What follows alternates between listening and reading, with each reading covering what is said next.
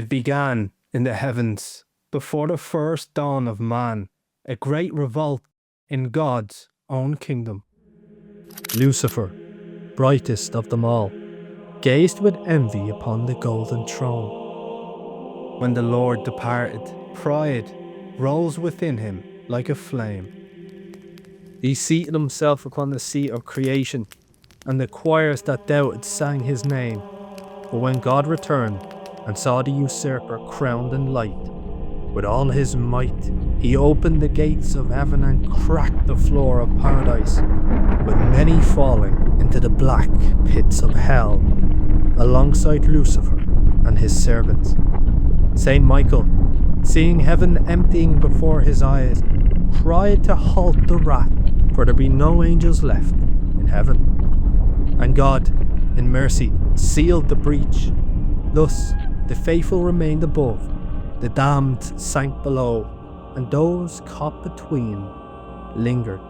The angels who fell into the mounds became the Aos Sídhe. Those who fell into the sea became the sea fairies, and those who fell to the sky became the sky fairies, known by locals in Ireland as the good people.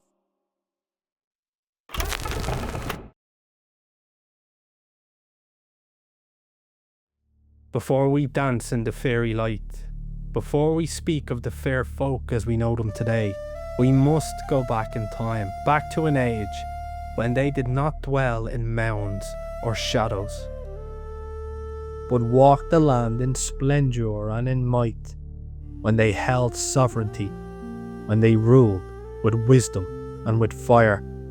An age when they would have laughed at the word fairy, for they were gods and goddesses, warriors and kings, and upon their battles, Ireland's fate once hung in the balance. It was said that they came not by ship, but in a storm of cloud and light. From the northern isles, veiled in mist, the gods, called the Tuatha Dé Danann, descended upon Ireland, the people of the goddess Danu, carriers of druidry, of art, of magic. They bore with them 4 treasures: the spear of Lugh that ensured glory, the sword of Nuada, a blade no man could escape, the stone of foil which shrieked under the sacred king, and the cauldron of the Dagda that left none unsatisfied. To the old bards, they were gods who inherited an order that came many ages before them. To the scholars who came after, the gods reflected a deeper Indo-European truth, a well-contested caste system of tree, of druid, warrior and farmer, the divine hierarchy of the ancient world. In them lived that same solar order spoken of by our ancestors across the continent, all united under a sacred kingship that provides prosperity, relying on the king's marriage to the goddess of the land. Yet there already existed on this island another people, the Fair Bolg, an ancient people, mythologically fierce and proud. When they landed, the gods demanded Baal, for the dominion ship over Erin was the prize. So ensued the first battle of Moytura. Prevailing as victors for the Tuatha Dé Danann gods, it came at a cost. Their king, a mighty god called Nuada of the Silver Hand, lost his arm, a wound upon perfection itself. Abiding by the ancient law that a king shall remain in perfect health, he abdicated his throne. But the gods did not bask in their supremacy for long, for in the king's place rose Bresh the Beautiful, a son of the dark, chaotic Folklore, and under his reign the gods were made to toil. The divine order broke it, with darkness descended. However, in the deep, misty valley greens, away from the oppressive eyes of the Fomorians, the divinely god of crafts, Dian Cacht, restored Nuada's kingship by forging him a silver arm and thus returning his perfection. War drums, could now be heard through the land. Another battle was fast approaching. Then came the moment the balance was skewed in the gods' favour. There came the arrival of Lugh, Samil the Nach, the many-talented. When he approached the Hall of Gods at Tara, a question was asked upon him. What skill do you have? Every skill of all the gods was named, and Lugh, the Shining One, joined the ranks of the gods.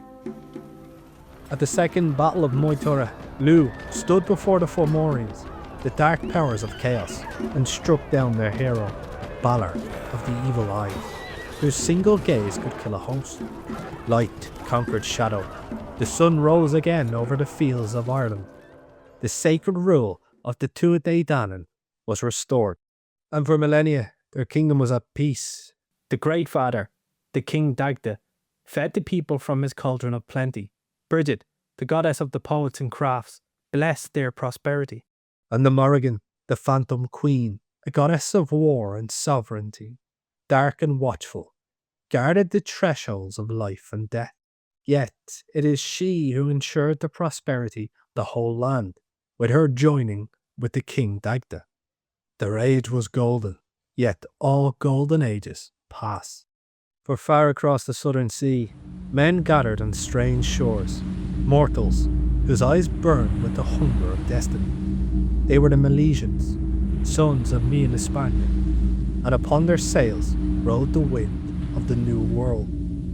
One where the age of the gods was dwindling, and the world of men was rising.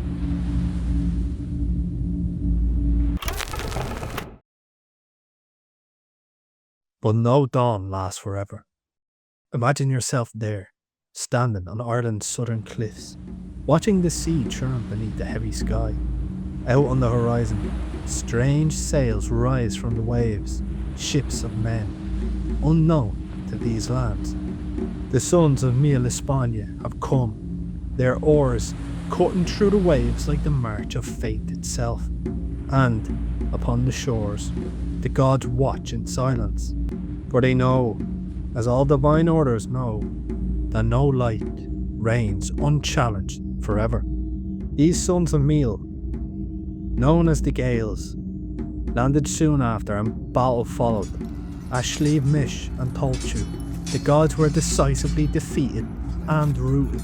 The land shook beneath their feet, and time itself had turned against the Tuatha Dé Danann, where every age has its appointed dusk, and no druid, however magical, can halt the wheels of history. When the mist cleared, Ireland belonged to the mere mortal and heroic men. Yet the victors, the Milesians, being men, were not all powerful. The magic of the gods spoiled their crops and animals, forcing the men to negotiate. A deal was struck between the two. The world above was given to mortal men, and the world below to the gods. Beneath the mounds, they built hidden halls of immortality, Brún na Bóin, Knockary, Loch Crew, no longer sun temples, but buzzing with kingdoms under the earth. Of the bards who remembered, they were still the people of Danu, but the scribes who came later, they became the Sídhe, the people of the mounds. And though the common folk would name them fairies, the old ones knew better, for this was not a fall into myth, it was a descent into mystery. The divine withdrew, retreating into the hidden arteries of Ireland's soul, waiting to be remembered. Yet sometimes, when mist gathers on the western cliffs, or the night is still over Meade's green fields, people say they hear faint music, laughter and lament, both drifting beneath and from the earth. For the Tuatha Dé Danann never truly left. They wait in the hollows of stone and liminality, patient as the hills themselves, until Ireland remembers her gods again.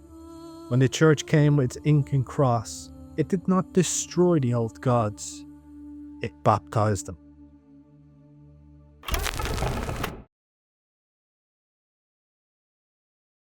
The light of the Tuatha Dé Danann did not vanish, it changed.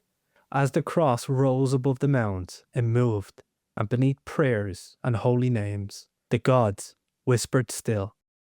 When the monks came, they wrote the old gods into their chronicles, not as divinities, but as saints, kings, and heroes. Brigid, daughter of the Dagda, goddess of poetry, healing, and the forge, became Saint Brigid of Kildare, abbess, healer, and firekeeper. The 9th century Cormac's glossary speaks of her as a goddess whom the Fili worshipped, the goddess of poets, of healing, and of smithwork. Geraldus Cambrensis, centuries later, still saw her sacred fire burning, tended by nuns at her fire temple in the Church of the Oak, Kildare. Brian Wright, in his book on Saint Brigid, would show how the head druidess of the fire temple became the saint, and thus the legends of the goddess survived with her. I spoke about this in depth in a prior video, which I will link on the screen. Across Ireland, wells, once sacred to river and earth goddesses, were rededicated to Brigid and the Virgin Mary.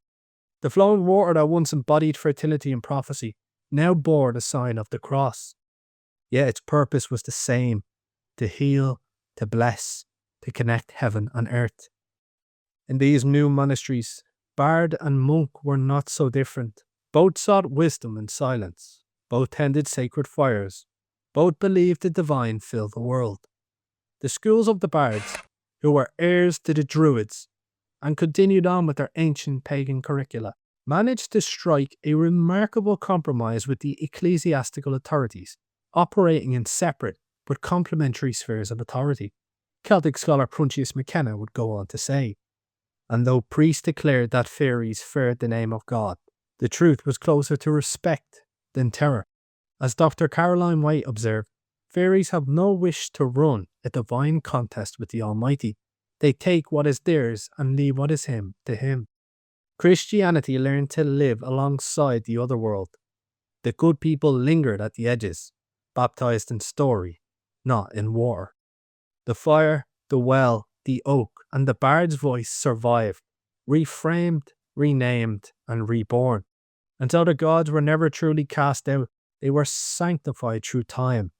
Their light, now hidden in the candles of saints, their songs in the prayers of monks. Even today, when you stand at a holy well or see a flame burning in Brigid's name, remember, this is the same fire the druids once guarded, the same lament the poets once sang, and the same light that once shone from the gods. The hills are quiet now. Beneath them, the old gods await, patient as stone. When the monks, under guidance from the bards, wrote down the early sagas, they preserved form but not function, leaving it as just stories. About time we stop looking at the early Irish sagas as secular folklore. They are a window, a fragmented and shattered window, yes, but a window nonetheless into the soul of Irish pagan spirituality.